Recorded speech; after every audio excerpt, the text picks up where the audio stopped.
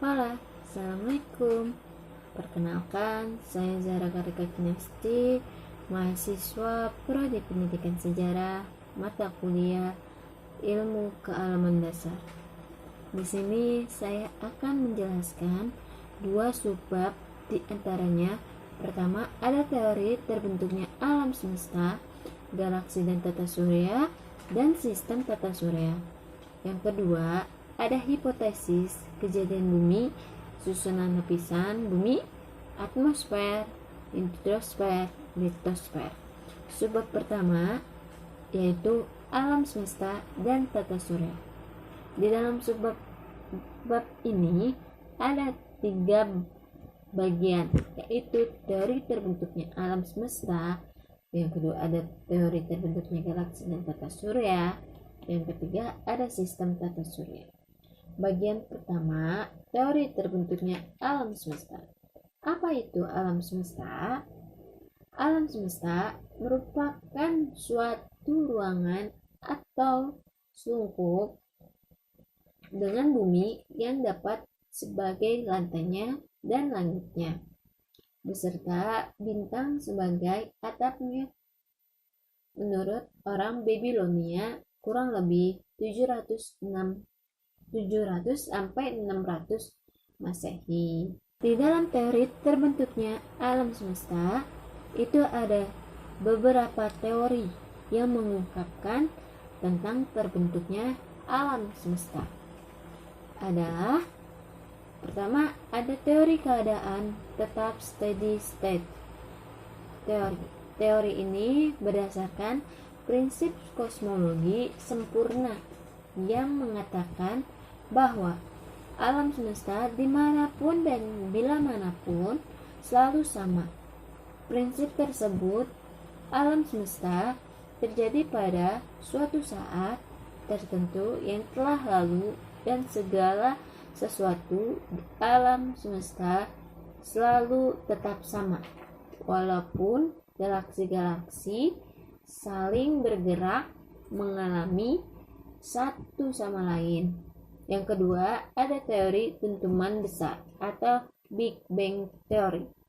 Teori ini berdasarkan dari asumsi adanya massa yang sangat besar dan mempunyai massa jenis yang sangat besar.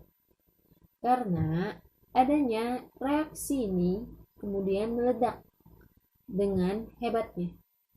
Teori ini ada 6 massa yang penting selama terjadinya alam semesta, yaitu massa batas dinding Planck, yaitu massa pada saat alam semesta berumur 10-43 detik. Yang kedua, massa Jeffy, yaitu massa pada massa saat alam berumur 10-23 detik. Yang ketiga, ada massa quark, yaitu massa pada saat alam semesta 10-4 detik. Yang keempat, ada massa pembentukan lepton, yaitu massa pada saat alam semesta berumur sekitar 10-4 detik. Yang kelima, massa radiasi, yaitu massa alam semesta berumur 1 detik sampai 1 juta. Kemudian pada saat terbentuknya fusi hidrogen menjadi helium mempunyai suhu 9 derajat Kelvin.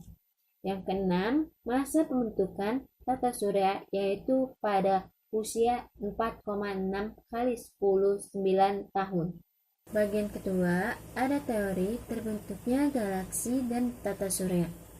Yang pertama, ada teori kabut atau nebula. Menurut Pierre de Plage tahun 1796, ia yakin bahwa sistem tata surya terbentuk dari gabut gas atau awan panas yang sangat panas dan berorotasi dengan cepat. Gasnya tersebut terlempar dan mendingin menjadi planet sementara yang lainnya, terus berpijar dan membentuk matahari. Yang kedua, ada teori planetesimal menurut Florence Ray Moulton, ahli astronomi Cumberland ahli geologi 1900 ketika sebuah bintang yang berada dekat dengan matahari dan menembus ruang angkasa dengan cepat, daya tarik gravitasi antara keduanya semakin tinggi dan menyebabkan pasang naik massa gas yang dikandung oleh kedua bintang.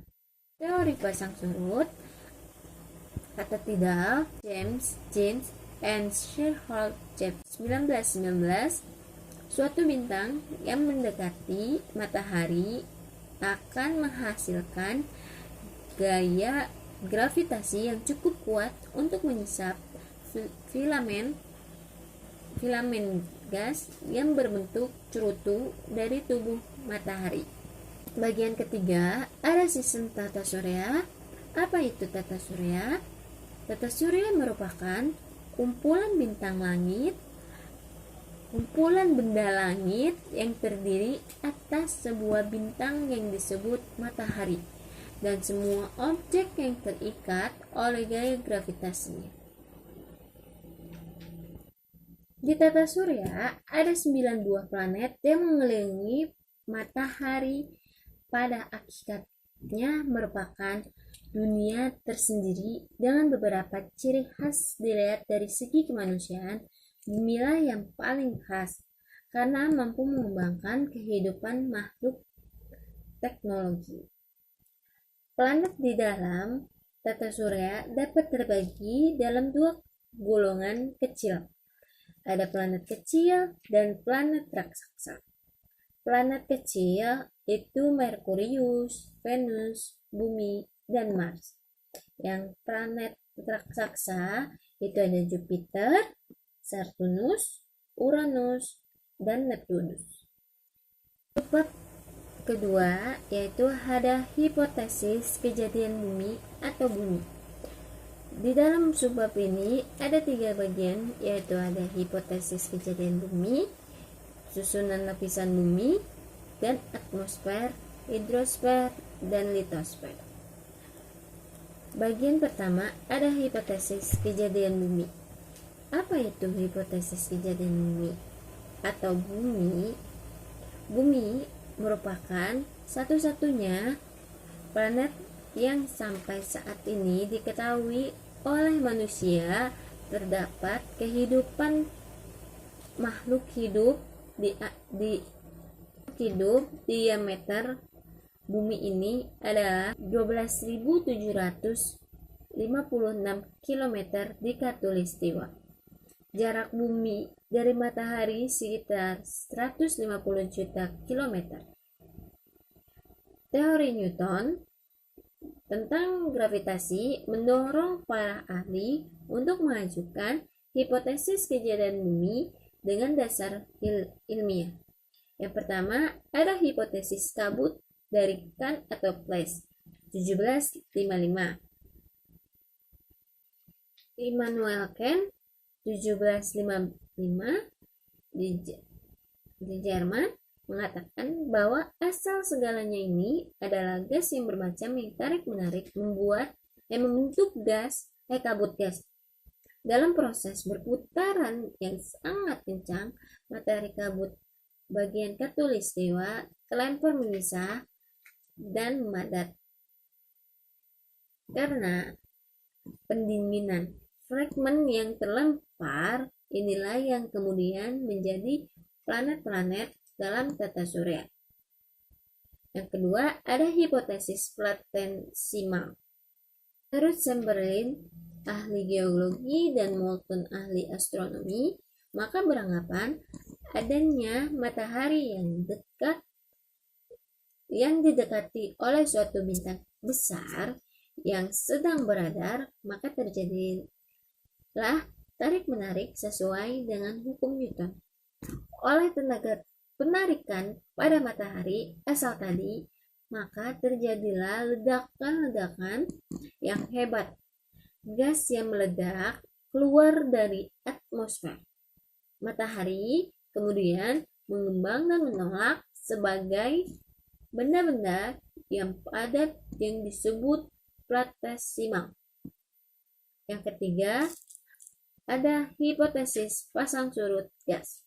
Menurut Jean and Jeffrey 1930 bahwa adanya bintang yang mendekat kira-kira seperti bulan dengan bumi, yaitu bulan menyebabkan adanya pasang dan surut laut. Gaya tarik-menarik bintang besar dengan matahari menyebabkan terbentuknya semacam gunung-gunung gelombang raksasa pada tubuh matahari. Hal ini mirip dengan terjadinya pasang surut air laut di bukit yang disebabkan oleh gaya tarik bumi dan bulan. Bagian kedua, susunan lapisan bumi. Lapisan bumi ada 3, yaitu kerak bumi, mantel bumi, dan inti bumi.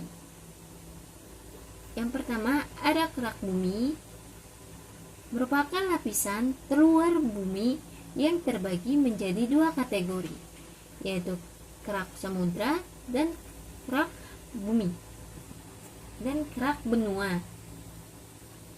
Kerak samudra mempunyai ketebalan sekitar 15-10 cm. Kerak benua mempunyai ketebalan sekitar 20-70 cm. Penyusun kerak samudra yang utama adalah batu balsak, sedangkan penyusunan kerak benua yang utama adalah granit yang tidak sepadat batuan basalt. Yang kedua, ada mantel bumi. Selubang bumi adalah atau yang biasa disebut mantel bumi. Ini merupakan lapisan yang menyelubungi inti bumi dan merupakan bagian terbesar dari bagian bumi, sekitar 83,2% dari volume dan 67,8% dari keseluruhan massa bumi. Ketebalan 2883 km, densitasnya 5,7 gram atau Celsius dekat dengan inti, dan 3,3 gram atau Celsius dekat dengan kerak bumi. Yang ketiga, inti bumi.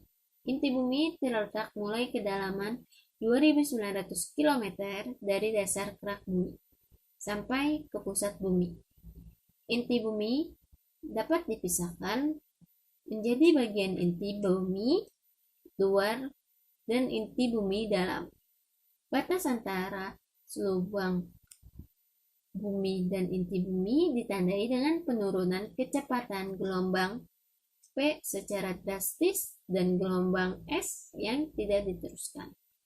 Bagian ketiga, ada atmosfer, hidrosfer, litosfer. Yang pertama ada atmosfer. Atmosfer merupakan lapisan udara menyelubungi bumi. Lapisan atmosfer adalah lapisan udara yang membungkus planet ini dengan ketebalan lebih dari 650 km. Lapisan ini disusun dari nitrogen sebesar 78% dan oksigen sebesar 21%. Atmosfer yang dibagi menjadi 5 lapisan, yaitu ada troposfer, stratosfer, mesosfer, termosfer, dan eksosfer. Hidrosfer atau hidrologi adalah ilmu atau studi seorang air dan cara air digunakan dan diedarkan di seluruh planet bumi. Antara 72% muka bumi berupa air, 28% berupa daratan. Seperti namanya, hidrosfer merujuk kepada lapisan air yang berada di permukaan bumi. Artinya, lapisan hidrosfer meliputi samudra, lautan, danau, sungai, air tanah, serta uap air. Yang ketiga ada litosfer. Adalah lapisan kerak paling luar yang terdiri dari batuan. Litosfer adalah lempengan yang bergerak sehingga dapat menimbulkan pergerakan benua. Litosfer. Litosfer berdasarkan cara terjadinya batuan dapat dibagi menjadi 3 jenis. Ada batuan beku, batuan sedimen, dan batuan metamorf.